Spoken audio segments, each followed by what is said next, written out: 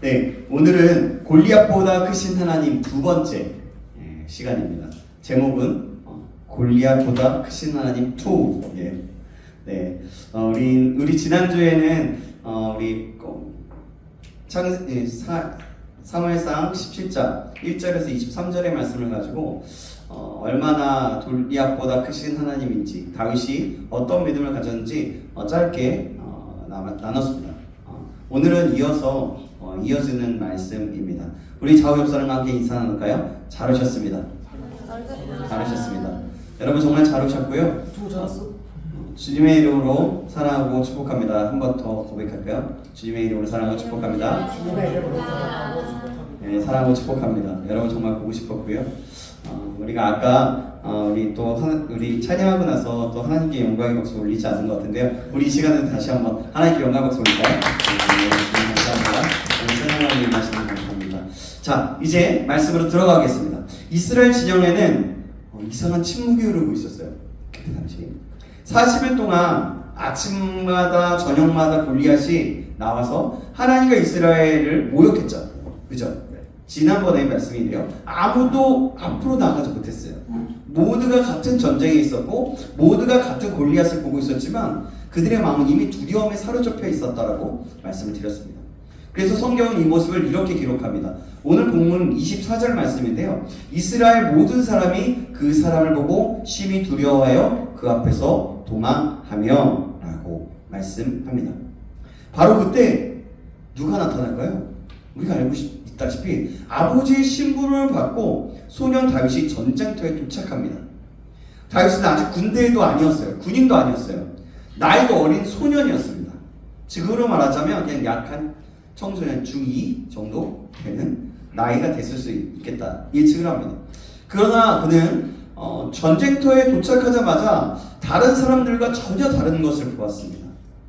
사람들은 골리앗의 거대한 키를 보았어요. 그죠? 사람들은 그리고 그의 갑옷과 창을 보았습니다. 갑옷과 창이 엄청나죠. 그 사람들은 그래서 그 모습을 보면서 패배할 가능성을 본 거예요. 이 사람은 어떻게 싸워서 이기랴? 이 사람들과 어떻게 싸워서 이기랴? 했던 거예요. 그러나 다윗은 달랐습니다. 그는 골리앗의 크기보다 어떠한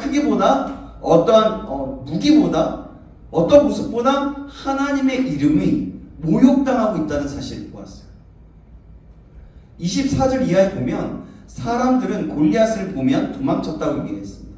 그리고 그들 사이에 한 가지 이야기만 계속 들려왔습니다. 뭐냐면 누가 저 사람을 죽이면 왕이 큰 상을 준대, 재물도 준대, 왕의 사위도 될 수 있대, 세금도 면제해 준대 라고 얘기했어요. 사람들의 관심은 이미 하나님보다 보상에 가 있었어요. 그래서 그런 말들을 했던 거죠. 그런데 다윗은 같은 이야기를 듣고도 다른 질문을 합니다. 오늘 보면 26절 말씀일까요? 26절 같이 한번 읽어보겠습니다. 26절입니다. 시작. 다윗이 곁에 서 있는 사람들에게 말하여 이르되 이 블레셋 사람을 죽여 이스라엘의 치욕을 제거하는 사람에게는 어떠한 대우를 하겠느냐? 이 할례 받지 않은 블레셋 사람이 누구이기에 살아계시는 하나님의 군대를 모욕하겠느냐? 아멘. 뭐야? 구체적인 다윗은 똑같은 이야기를 하면서 뒷부분에 이렇게 이 할례 받지 않은 블레셋 사람이 누구이기에 살아계신 하나님의 군대를 모욕하겠느냐? 화가 나. 누가 하나님의 군대를 모욕하냐? 이 질문 속에는요 다윗의 믿음이 담겨져 있어요. 다윗은 상보다 하나님을 먼저 보았습니다. 그리고 어떤 보상, 상을 받는 것, 그 보상보다 하나님의 영광을 먼저 보았어요. 물론 다윗도 왕의 그 약속에 관심이 없었던 것은 아닐 거예요. 하지만 그 마음을 움직인 가장 큰 이유가 따로 있었다는 거예요. 어떻게 하나님의 백성들이 이런 수치를 당하고 있는데 아무도 나서지 않는가라는 거예요. 왜 나서지 않습니까? 라는 거예요. 이것이 바로 거룩한 분노예요. 거룩한 분노가 일어나는 거예요. 성경이 말하는 거룩한 분노는요 내 자존심이 상해서 화내는 것이 아닙니다. 내 기분이 나빠서 분노하는 것도 아니에요. 하나님의 영광이 그 찬란한 그 위대한 그 영광이 아무것도 아닌 것처럼 무너질 때, 하나님의 이름이 조롱당할 때, 하나님의 백성들이 믿음을 잃어가는 것을 보면서 마음 아파하는 거예요. 저와 여러분의 삶도 마찬가지 아닙니까?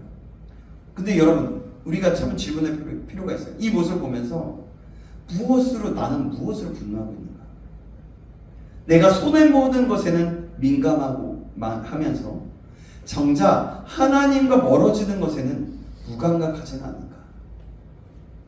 사람 때문에, 누구 때문에, 누가 뭐라고 판단할지 모르니까. 그런 모습을 잊지 않는데 우리가 다시 한번 돌아가야 되는 거죠. 우리가 하나님의 말씀을 읽고 큐티도 하고 하나님 말씀 받습니다. 근데 그것에서 멈춰 설 때가 있는 거죠. 그러면서 이런 거예요. 읽기는 하는데 아무 느낌이 없어. 아니, 성경을 읽지 않아도 괜찮아. 예배가 한 번, 두 번 빠져도 괜찮아. 아무렇지도 않아. 기도를 하자고 하는데 하나님 알죠? 알겠어요. 제 기도 들어주세요. 예수님의 이름으로 기도합니다. 아시잖아요. 이러고 말거나 기도가 그렇게 식어져 가는 모습들. 그래도 괜찮아요. 죄가 점점 익숙해져도 괜찮은 상태가 되어 가고 있지는 않는지 우리가 다시 한번 돌아봐야 된다는 거예요. 다윗은 골리앗보다 먼저 하나님의 영광을 보았습니다. 그래서 모두가 두려워할 때 그는 분노했고 모두가 도망칠 때 그는 앞으로 나아갈 수 있었어요. 하나님의 영광과 하나님의 이름을. 그런데 흥미로운 것은 골리앗보다 더 먼저 다윗을 공격한 사람이 있었다는 거예요. 오늘 본문에 바로 그의 형 엘리압이었어요. 28절에 보면 엘리압은 다윗을 향해 화를 냅니다. 내가 어찌하여 이리로 내려왔느냐? 들에 있는 양들을 누구에게 맡겼느냐? 나는 내 교만과 내 마음의 완악함을 아노니 내가 전쟁을 구경하러 왔도다. 너 전쟁 구경하러 왔지 이 녀석아? 너 왜 왔어? 양들은 내가 너 교만하라. 네 교만하잖아. 이렇게 얘기하고 있는 거예요. 여러분 참 이상한 장면 아닙니까? 정작 골리앗 앞에는 아무 말도 못하던 사람이 다윗 앞에서는 큰 소리를 치고 있는 거예요. 자기 동생이니까. 사실 엘리압의 말은 비난이라기보다는 열등감에 가까워 보입니다. 그는 자신도 나가지 못하고 있었어요. 자신도 두려워하고 있었습니다. 자신도 믿음으로 행동하지 못하고 있었어요. 그런데 어린 동생이 믿음의 말을 하는 거예요. 그러자 그것이 불편하기 시작합니다. 여러분 믿음으로 살려고 하면 생각보다 골리앗보다 엘리압을 먼저 만나는 경우가 많이 있어요. 엘리압과 같은 그런 게. 세상 사람들의 반대보다 가까운 사람들의 오해가 더 힘들 때가 많이 있습니다. 내가 믿는 사람, 내 가족이 이러는 거예요. 너 너무 유난한 거 아니야? 그렇게까지 신앙생활 해야 돼? 가족이 아닐 수도 있겠죠. 주변에 공간이 될 수도 있죠. 적당히 믿어, 적당히. 왜 그렇게 진지하냐? 이러는 거죠. 믿음의 길을 가려는 사람들에게 이런 말이 들려올 때가 있다는 거예요. 그런데 다윗은 그 말을 듣고 어떻게 반응했을까요? 거기서 흔들리지 않아요. 왜냐하면 사람의 평가보다 하나님의 시선을 더 중요하게 여기기 때문입니다. 실제로 다윗은요, 형의 비난에 길게 변명하지 않습니다. 그는 자신이 시선을 다시 문제의 본질로 돌리게 돼요. 사람들을 보면 어떤 질문을 하든 어떤 말을 하게 되면 그 본질에 그 말에 막 자주유지되다 보니까 본질에 충실하지 못하는 경우가 많이 있거든요. 근데 다윗은 그러지 않다는 거예요. 시선을 본질로 본다. 내가 무엇을 하였나이까? 29절에 어찌 이유가 없으리까? 라고 하는 거예요. 다윗은 사람과의 감정 싸움에 빠지지 않았어요. 하나님께서 중요하게 여기시는 그 문제를 집중합니다. 사실 엘리압의 모습은 여러분 어떤 모습 같아요? 찌질이 나왔어. 네, 열등감에 빠져있는 사람이에요. 사실 여러분 그 모습을 보면 우리는 좀 어때요? 나 자신 한번 돌아보는 거죠. 우리의 모습 가끔마다 우리의 모습도 이러잖아요. 항상 그럴 수도 있지만 항상 그렇게 보일 수도 있지만 아닐 수도 있고, 그죠? 항상 다르게 보일 수 있지만 다른 관점으로 볼 수 있지만 우리는 때로는 그런 열등감의 모습이 있습니다. 자신이 하지 못하는 일을 하는 사람을 오히려 질투가 나서 비판하는 거예요. 자신보다 능력 있는 사람들을 보니까 저 사람은 저렇지만 와 이래 막 뒷얘기하는 거예요. 뒷담화 까는 거죠. 자신의 문제는 보지 못하면서 다른 사람의 허물을 더 쉽게 발견하면서 얘기하는 거예요. 우리의 모습이 참 많이 그런 것 같아요. 그래서 바울은 뭐라고 얘기하냐면 로마서 2장 1절에 이렇게 말씀합니다. 그러므로 남을 판단하는 사람아 물론 누구든지 내가 핑계하지 못할 것은 남을 판단하는 것으로 내가 너를 정죄하니 판단하는 내가 같은 일을 행함이니라. 무슨 말씀이죠? 너도 똑같아 이거예요. 예수님께서도 말씀하셨어요. 마태복음 7장 3절에 어찌하여 형제의 눈 속에 있는 티는 보고 내 눈 속에 있는 들보는 깨닫지 못하느냐. 여러분 죄인의 특징은요 나 자신을 보는 게 아니라 다른 사람의 티는 크게 보면서 자신은 외면하는 거예요. 돌보지 않는 거예요. 그런 사람들이 죄인의 특징이에요. 그런 사람들이 교만하고 열등감에 빠진 사람들이에요. 그러므로 여러분 우리는 엘리압을 비난하기 전에 먼저 우리 자신을 돌아봐야 하는 거예요. 혹시 나는 믿음으로 나아가는 사람을 냉소적으로 바라보고 있지는 않은가? 나와 의견이 다르다고 해서 그를 적으로 여기진 않는가? 혹시 나는 도전하는 사람의 열정을 혹시라도 깎아내리고 있지는 않은가? 믿음의 행동보다 비판하는 일에 더 익숙해져 있지는 않은가? 이런 질문을 계속해서 해보는 거예요. 하나님은요 골리앗만 보지 않으십니다. 엘리압의 마음도 보고 계세요. 그리고 다윗의 마음도 보고 계세요. 사무엘상 16장에서 하나님은 이미 다윗을 선택하시면서 이렇게 말씀합니다. 사무엘상 16장 7절에 보면 뒷부분은 사람은 외모를 보거니와 나 여호와는 중심을 보느니라 라고 말씀합니다. 하나님은 오늘도 우리의 중심을 보고 계십니다. 그리고 하나님은 오늘도 두려움보다 믿음의 선택을 하는 사람, 비난의 시선으로 바라보고 비난으로 손가락질하는 사람보다 순종을 선택하는 사람을 찾고 계세요. 사람의 평가를 하는 것보다 사람의 평가보다 하나님의 영광을 먼저 생각하는 사람을 찾으시고 계십니다. 그리고 그들을 사용하십니다. 저와 여러분은 어떤 사람입니까? 저와 여러분이 이런 사람에게 주님의 이름으로 축복합니다. 아멘. 사실 엘리압의 모습은 우리에게 또 하나의 중요한 교훈을 줍니다. 뭐냐면 죄인된 인간은 종종 자신이 가진 문제를 보지 못한 채 다른 사람을 판단하는 것. 그래서 흔히 내로남불이라는 말도 생긴 겁니다. 생각해보면 엘리압의 분노는 단순한 꾸중만은 아니었을 수 있습니다. 우리는 이미 사무엘상 16장에서 하나님께서 엘리압이 아닌 다윗을 선택하시는 장면을 보았어요. 몇 주 전에 기억나시죠? 사람들은 엘리압을 보고 왕감이라고 생각했어요. 그렇지만 하나님은 그 중심을 보셨습니다. 그리고 뜻밖에도 막내 그 어린아이 다윗에게 기름을 부으셨습니다. 성경은 자세히 설명하지는 않지만 어쩌면 그때부터 엘리압의 마음 한편에는 다윗을 향한 시기와 질투가 자리 잡고 있었을지도 모릅니다.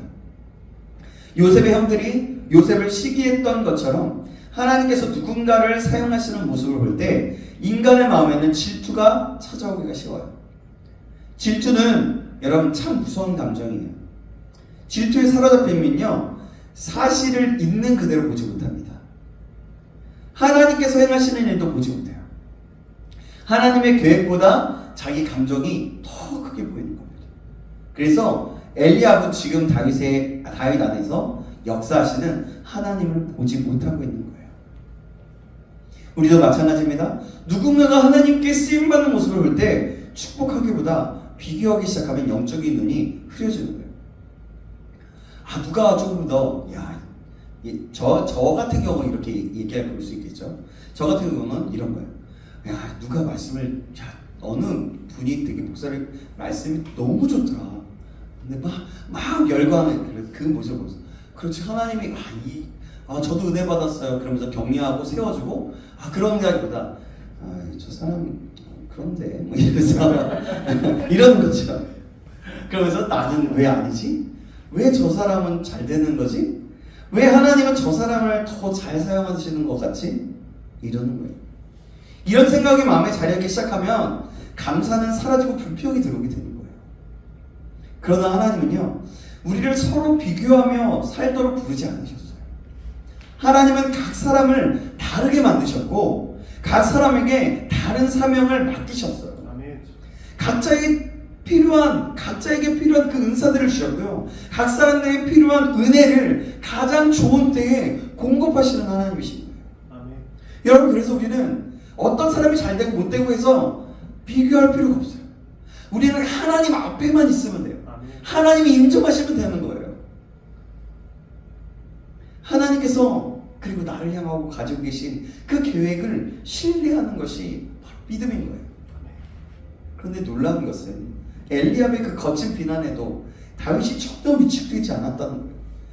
야, 중이짜리, 15살, 17살짜리가 형 큰 엘리압, 나이가 많고 몇 살 차이는 감은 안 하지만 그런 형한테, 어른한테 하는 말이에요. 그 장남한테 전혀 꿀리지 않다는 우리말로 말하죠. 막내들 당시에는 아버지처럼 어렵고 권위 있는 존재였을 거예요. 그때 당시에 그렇지 않겠어요? 보통이라면 형의 말 한마디가 귀를 죽일 수도 있고 살릴 수도 있었어요. 그러나 다윗은 사람의 말보다 하나님이 주시는 마음에 더 집중했다는 겁니다. 자, 오늘 본문 29절, 17장 29절에 다윗은 이렇게 대답합니다. 29절 시작. 다윗이 이르되 내가 무엇을 하였나이까 어찌 이유가 없으리까 하고. 아멘. 그리고 이어서 그에는 형과 더 이상 논쟁하지 않는다는 거예요. 아까 얘기했다시피 억울함을 길게 해명하지도 않았어요. 오히려 다시 사람들에게 골리앗에 대한 이야기를 묻습니다. 다윗의 시선은 사람에게 머물러 있지 않았다는 거죠. 문제의 본질에 머물러 있다는 거죠. 믿음의 사람은 모든 사람의 비판에 반응하며 살지 않아요. 하나님께서 맡기신 사명에 집중하는 거예요. 때로 우리 인생도 엘리압 같은 사람들이 있습니다. 도전하려고 할 때 의심하는 사람, 나 자신이 그럴 때가 있다는 거예요. 믿음으로 나아가려고 할 때 주변에서 비웃는 사람, 새로운 결단을 할 때마다 현실의 이야기를 하면서 포기하게 만드는, 낙담하게 만드는 사람들이에요. 그럴 때마다 모든 비난에 흔들리기보다 하나님께서 나를 부르신 그 자리, 그 사명을 붙드는 것이 중요한 겁니다. 저와 여러분이 그 사명을 붙들 수 있기를 간절히 소망합니다. 정체성을 붙들면 되는 거예요. 여러분, 만약에 여러분들의 정체성이 무엇인지 모르겠다, 내 사명이 무엇인지 모르겠다, 그러면 그때부터 질문하고 하나님께 기도하기 시작하면, 부르짖기 시작하면 돼요. 그러면 내 비전과 사명과 내 정체성이 무엇인지 하나님은 말씀을 통해서든 어떤 것을 통해서든 분명하게 말씀해 주실 겁니다. 자, 사울 앞에서 다윗은 또한 이렇게 말을 합니다. 오늘 본문 32절 말씀입니다. 사울 앞에 이제는 서게 되는데요. 다윗이, 자, 32절 시작. 다윗에게 그로 말미암아 사람이 낙담하지 말 것이라 주의 종이 가서 저 다윗의 사람과 싸우리다 하니. 아멘. 아멘. 여러분, 놀란 장면이죠. 온 나라가 두려워 떨고 있었어요. 그죠? 왕인 사울도 낙심하고 있었습니다. 나가지 못했어요. 자기가 죽으면 나라는 끝날 수도 그런 것도 있을 수도 있겠죠. 그러나 사울도 용기를 내지 못한 거예요. 그런데 가장 어린 소년 그 다윗이 모두를 위로하고 있어요. 이전에는 다윗이 수금을 연주하며 악령으로 괴로워하는 사울의 마음을 안정시켜 주었습니다. 그런데 이제는 믿음의 말로 낙심한 왕을 일으켜 세우고 있어요. 여러분, 그래서 믿음은 전염성이 있어요. 두려움도 사람들에게 퍼지지만요, 믿음도 사람들에게 퍼지게 되어 있어요. 내가 믿음의 말과 믿음의 행동을 하게 되면 그것은 서로에게 도전이 되고 퍼지게 되어 있는 거예요. 한 사람이 하나님을 신뢰하기 시작하면 그 믿음이 공동체를 살리기 시작합니다.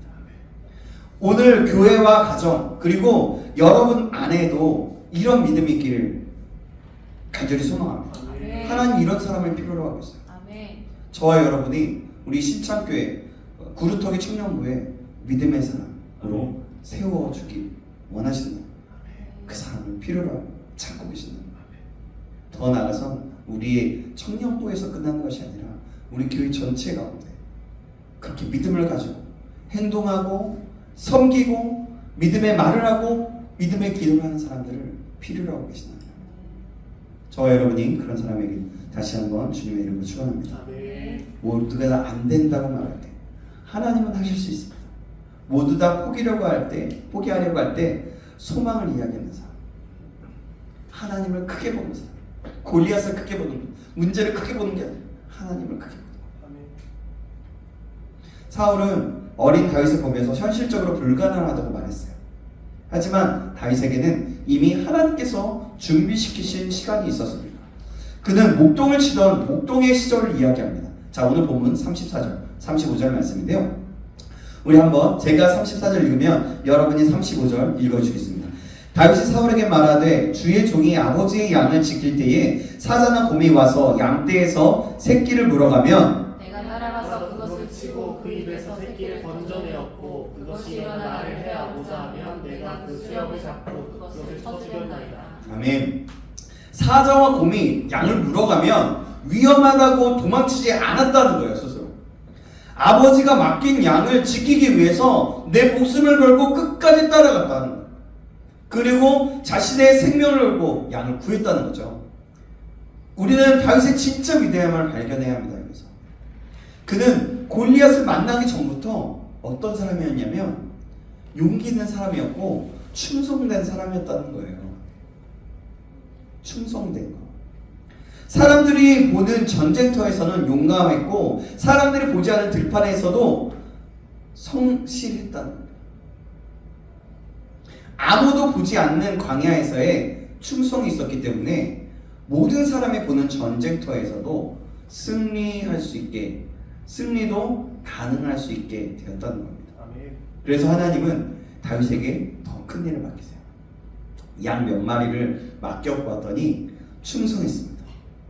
작은 것 하나를 맡겼더니 충성했다는 거예요. 그래서 이제 이스라엘이라는 그 거대한 그 양떼를 맡기신 거예요.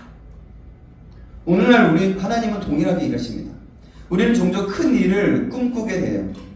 큰 사역을 원합니다. 큰 성공을 기대하죠. 그러나 하나님은 먼저 작은 일에서 충성을 보십니다. 아무도 알아주지 않는 그 자리에서 최선을 다하는 것, 맡겨진 일을 성실하게 감당하는 것, 사람이 보지 않아도 정직하게 살아가는 거예요. 나에게 맡은 어떤 작은 것 하나, 드럼이면 드럼, 뭐 찬양이면 찬양, 무엇든 셀을 맡게 되면 셀, 무엇든 하나님은 그걸 보게 된다. 교사로서 교사라면 교사로서의 그 영혼들. 하나님은 그런 사람을 찾으십니다. 사람들은 결과를 보지만 하나님은 과정을 보세요. 하나님은 또 지금 서 있는 그 전쟁이라는 무대를 보지만 하나님은 또 그 전에 있었던 광야를 보시는 거예요. 사람들은 골리앗과의 전투를 보지만 양을 치던 다윗의 시대, 그 시간을 보시는 거예요. 그리고 하나님은 오히려 작은 일에 그렇게 다시 한번 말씀드리지만 충성된 사람에게 더 큰 일을 맡기신다는 겁니다. 여러분, 그러면 다윗은 이런 담대한 믿음을 어떻게 가질 수 있었을까요? 사자와 곰을 물리쳤다는 경험 때문이었을까요? 아니면 자신의 용기를 믿었기 때문이었을까요? 뭘까요? 하나님을 맞습니다. 다윗의 믿음의 근거는 자신이 아니라 하나님이었던 거예요. 여호와께서 나를 사자의 발톱과 곰의 발톱에서 건져내셨은즉 나를 이 블레셋 사람의 손에서도 건져내시리이다. 아멘. 이 고백 속에서 우리는 다윗의 믿음의 비밀을 발견하게 되는 겁니다. 지금까지 인도하신 하나님을 바라보고 있습니다. 아멘. 광야에서 양을 지키던 시간 아무도 보지 않았습니다. 아무도 칭찬하지 않았어요. 그러나 하나님께서 보고 계셨어요. 사자가 나타났을 때도 곰이 달려들었을 때도 하나님께서 자신을 붙들어 주셨다는 사실을 다윗은 잊지 않았습니다. 그래서 그가 말하는 거예요. 그때 하나님이 나를 건지셨다면 지금도 건지실 것입니다. 라고 말합니다. 여러분, 믿음은 단순한 낙관주의가 아닙니다. 믿음은 과거에 역사하신 하나님을 기억하면서 오늘도 하나님을 신뢰하는 거예요. 그래서 신앙생활에서 가장 위험한 것은 어려움이 아니에요. 고난이 아닙니다. 뭐냐면 가장 위험한 것은 하나님의 은혜를 잊어버리는 거예요. 이스라엘 백성이 광야에서 반복해서 실패했던 이유도 하나님을 잊어버렸기 때문입니다. 그러나 다윗은 기억했습니다. 은혜를 기억하는 사람은 믿음을 잃지 않는 거예요. 바로 다윗이 그랬습니다. 오늘 우리도 마찬가지입니다. 우리 앞에 여러 가지 골리앗이 서 있습니다. 어떤 사람은 일하는 직장 문제가 될 수도 있고요. 또 앞으로 내가 무엇을 해야 하는지 진로를 결정해야 되는 사람들도 있을 거고요. 또 직업을 선택해야 하거나 또 경제적인 어려운 일, 관계의 상처, 어떤 사랑에 대한 그런 모습, 그런 상처들, 그런 모습이 있을 수도 있습니다. 근데 여러분, 그 문제만 바라보면 우리는 참 낙담하기 쉬워요. 두려움이 커집니다. 어떻게 해야 할 바를 몰라요. 그러나 여러분 한번 생각해 봅니다. 찬송가 이런 얘기 있잖아요. 받은 복을 세워놓아라. 지금까지 지내온 시간을 돌아보는 거예요. 얼마나 큰 복으로 나의 삶으로 이끄셨는지, 나의 삶에 얼마나 신실하게 역사하셨는지, 넘어질 때 붙들어 주시고, 실패 가운데 있을 때 일으켜 주시고, 눈물 가운데 있을 때 눈물을 닦아 주셨단 말이에요. 그 하나님은 어제만의 하나님이 아니라 오늘도 우리의 하나님이신 거예요. 아멘. 다윗의 고백을 들은 사울은 마침내 허락합니다. 뭐라 그러냐면 가라, 여호와께서 너와 함께 계시기를 원하노라. 아멘. 그리고 자신의 갑옷을 입혀줍니다. 근데 왕의 갑옷을 입었는데 어때요? 최고의 무기인데 어때요? 다 커져, 헐렁헐렁, 맞지 않아요. 근데 다윗은 필요 없습니다 라고 얘기하죠. 거절하죠. 왜입니까? 익숙하지 않았기 때문에요. 사울은 갑옷을 신뢰했지만 다윗은 그 가운데서도 하나님을 신뢰한 믿음이 있었기 때문입니다. 여기서 우리는 또 하나 교훈을 얻게 돼요. 믿음은 다른 사람의 옷을 입는 것이 아니에요 라는 거예요. 무슨 말이냐면 믿음은 다른 사람의 믿음이 있다고 해서 나도 똑같이 그렇다는 게 아니라는 거예요. 하나님께서 내게 주신 자리에서 하나님께서 내게 주신 은혜로 살아가는 게 믿음이라는 거예요. 근데 우리는 자꾸 비교하게 된다는 거죠. 그러나 그래서 하나님은 사울에게는 사울의 길, 다윗에게는 다윗의 길을 주신 거예요. 사울의 갑옷은 사울에게 맞는 것이었지만 다윗은 맞지 않았습니다. 하나님, 우리도 남은 인생을 흉내내며 살기보다 하나님께서 내게 주신 부르심을 따라 살기를 원하세요. 다윗은 갑옷을 벗고 시냇가로 갑니다. 그리고 물매와 함께 돌 5개를 줍습니다. 여러분, 참 이상한 장면이죠?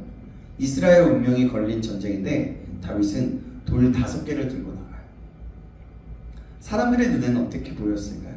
야, 저 꼬마, 저 청소년, 이게 진짜 북한도 두렵다고 하는데 그래서 그런가 이렇게 돌 5개만 들고 가네. 너무 초라해 보였을 거예요.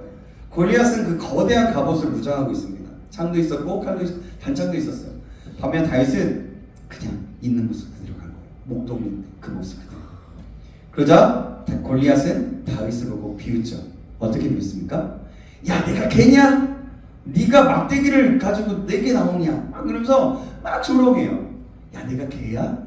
아이씨, 그러면서 무시하는 거죠. 그래요.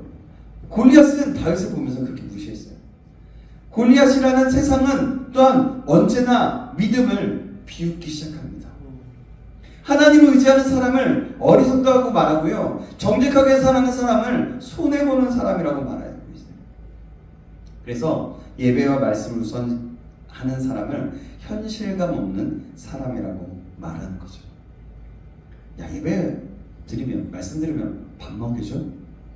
그렇게 얘기하잖아요. 근데 여러분 밥 먹여줍니까?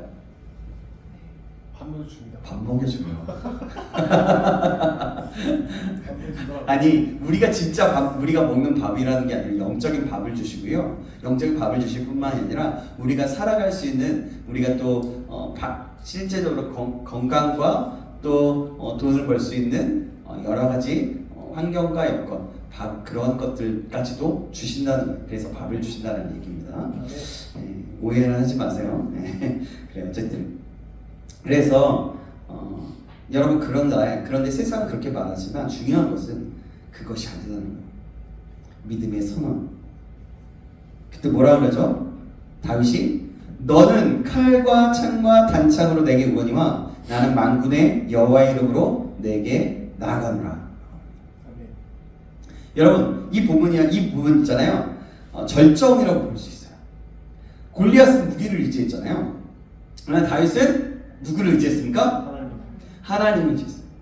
만군의 여호와 하나님의 이름을 의지했습니다. 다윗은 혼자 싸우러 나간 것이 아니었고 만군의 여호와께서 함께 하신다는 확신을 가지고 나갔어요.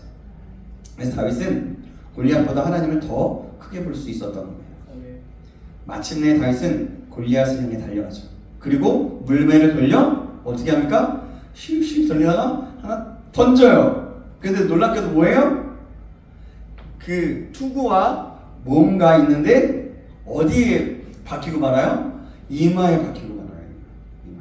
그러니까 딱 여기 눈만 볼 수 있는 그런 투구를 썼는데 그 사이를 정확하게 꿰뚫습니다.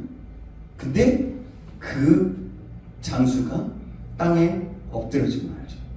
그래서 50절은 이렇게 말씀합니다. 50절 말씀 우리 같이 한번 읽어볼까요? 오늘 보면 50절입니다. 시작. 다윗이 이같이 물매와 돌로 블레셋 사람을 이기고 그를 쳐 죽였으나 자기 손에는 칼이 없었더라. 아멘. 참 의미 있는 말씀이에요. 다윗의 손에는 칼이 없었습니다. 그죠? 전쟁에는 칼이 분명히 필요한데 그런 다윗에게는 누가 있었어요? 하나님이 계셨어요. 근데 골리앗에게는 무기가 있었지만 하나님이 없었어요. 결국 승리를 결정하는 것은 무기의 크기가 아니라는 거죠. 누가 더 좋은 장비를 가졌는가도 아니고 누가 누구를 의지하고 있는가의 문제입니다. 사실 이 싸움은 처음부터 불공평한 싸움이었어요. 그죠? 사람들은 골리앗이 유리하다고 생각했습니다. 그러나 실제로는 정반대였어요. 골리앗은 자기 힘만 믿었고 싸웠습니다. 그러나 다윗은 하나님의 힘을 의지하고 싸웠습니다. 그래서 진짜 약자는 다윗이 아니라 골리앗이었다는 겁니다. 여러분, 세상은 늘 눈으로 보이는 것처럼 보이는 것으로 사람을 판단합니다. 평가죠. 좋은 학벌을 가졌네. 어느 학교 나왔니? 어떤 능력을 가지고 있니? 어떤 스펙? 어떠한 자격증 가지고 있니? 어떤 배경? 야, 너희 아버지는 누구래? 누구는 국회의원? 이런 거 보죠. 얼마나 많은 것을 가지고 있는가를 봅니다. 그러나 하나님은 다르게 보신다는 겁니다. 하나님은 사람이 무엇을 가졌는가 보다 누구를 의지하는가를 보신다는 겁니다. 그래서 성경의 승리는 언제나 인간의 능력이 아니라 하나님의 능력을 드러내게 됩니다. 모세가 홍해 앞에 섰을 때도 그랬고 기드온이 300명으로 싸웠을 때도 그랬죠. 그리고 여호사밧이 찬양대를 앞세워서 전쟁할 때도 그랬습니다. 하나님은 언제나 하나님만이 영광 받으시는 방식으로 일하십니다. 골리앗이 쓰러지자 블레셋 군대는 어떻게 해야 됩니까? 도망가기 시작합니다. 40일 동안 이스라엘을 두렵게 만들었던 거인이 무너지는 순간 이스라엘 백성들도 담대함을 회복합니다. 여기서 우리는 또 하나의 중요한 사실을 발견하는데요. 뭐냐면 아까 말했던 거예요. 한 사람의 믿음이 공동체를 살린다는 겁니다. 한 사람의 사기와 믿음이 그 이스라엘 전체를 살리게 됐다는 겁니다. 다윗의 한 사람. 다시 한번 말씀드립니다. 여러분, 믿음은 전염되는 거예요. 두려움도 전염되지만 믿음도 전염됩니다. 하나님은 시대마다 믿음의 사람 한 사람을 세우시고 그들을 통해서 일하셨어요. 그래서 지금도 그 믿음의 사람을 찾고 계십니다. 여러분의 가정 안에서, 우리의 교회 안에서, 직장과 사회 안에서 하나님을 신뢰하는 한 사람이 공동체를 살리는 통로가 되기 때문에 그 사람을 찾고 계신다는 겁니다. 어쩌면 하나님은 오늘 우리 한 사람 한 사람을 그런 사람으로 부르고 계신지 모르겠습니다. 사람들이 절망할 때, 말할 때 소망을 말하는 사람이죠. 사랑하는 여러분, 여러분의 오늘 본문의 승리는요, 어느 날 갑자기 찾아온 승리가 아닙니다. 광야에서 충성이 있었기에 전쟁터에서 승리가 있을 수 있었습니다. 여러분 다시 한번 말씀드립니다. 아무도 모르지 않는 곳에서 하나님과 동행하는 시간, 다윗에게 그런 시간이 있었기에 모든 사람이 보는 곳에서 하나님께 영광을 돌리는 순간이 찾아오게 됩니다. 저와 여러분들이 정말 각자의 삶 속에서 이런 작은 일에 충성할 수 있는 하나님과의 동행하는 시간을 날마다 잊지 않으시길 간절히 소망합니다. 그것을 최우선으로 가지시길 주님의 이름으로 축복합니다. 자, 오늘 본문은 이제 정리하겠습니다. 세 가지를 말하고 있습니다. 첫 번째는 뭐냐면 질문을 하는 거예요. 나는 지금 무엇을 바라보고 있는가? 이스라엘은 골리앗을 바라봤죠. 그러나 다윗은 누굴 바라봤죠? 하나님. 둘째는 나는 누구의 말에 흔들리는가입니다. 질문입니다. 엘리압의 비난이 있었습니다. 사울의 부정적인 말이 있었습니다. 골리앗의 조롱이 있었지만 다윗은 하나님의 약속을 붙들었습니다. 그렇죠? 세 번째로 나는 오늘 어떤 자리에서 충성하고 있는가? 골리앗 앞의 승리는 하루아침에 만들어지지 않았습니다. 광야에서 양을 지키던 충성이 전쟁터의 승리로 이어졌습니다. 어쩌면 지금 저와 여러분도 광야 같은 시간을 지나고 있을지도 모르겠습니다. 아무도 알아주지 않는 자리, 결과가 보이지 않는 자리, 묵묵히 견뎌야 하는 자리일 수 있습니다. 그러나 하나님은 그 시간을 헛되게 하지 않으십니다. 아멘. 이 사실을 기억함으로 골리앗보다 크신 하나님을 바라볼 수 있기를 간절히 소망합니다. 아멘. 골리앗의 크기를 계산하며 살아가는 사람 아니라 정말 하나님 의지하고 하나님께 하나님의 소망을 가지고 믿음으로 달려갈 수 있는 자, 하나님 온전히 신뢰할 수 있는 자, 하나님 우리에게 승리를 주신다고 말씀하시는 것을 믿는 자, 그래서 하나님이 찾으시는 그 한 사람 다윗과 같은 저와 여러분 되시길 주님의 이름으로 축원합니다. 기도하겠습니다. 사랑의 하나님 아버지, 오늘 다윗의 모습을 통해서 믿음의 사람이 어떤 사람인지를 배우게 하시니 감사합니다. 모든 사람이 골리앗을 바라보며 두려워할 때 다윗은 하나님을 바라보았습니다. 사람들이 비난과 오해 속에서 흔들리지 않았고 아무도 보지 않는 광야에서 충성하며 하나님께 준비된 사람이 되었습니다. 주님, 우리도 삶의 여러 골리앗과 같은 삶의 영역들 앞에서 서 있습니다. 미래에 대한 두려움과 가정에 대한 어려움, 두려움, 또 제 관계적인 사람과의 관계, 재정적인 어려움, 마음의 연약함과 여러 현실들의 벽들 속에서 우리가 낙심할 때가 있습니다. 그러나 하나님, 골리앗보다 크신 하나님을 바라보게 하여 주시옵소서. 하나님, 그래서 하나님이 나와 함께 하시기에 모든 것이 가능하다는 것을 잊지 않고 정말 광야 속에서도 믿음을 통과하여 믿음으로 이 세상에서 골리앗과 같은 이 세상을 승리해 나갔던 다윗처럼 함께 승리해 나갈 수 있도록 함께 하시며 은혜 베풀어 주시옵소서. 감사드리며 살아계신 예수 그리스도의 이름으로 기도합니다. 아멘. 아멘.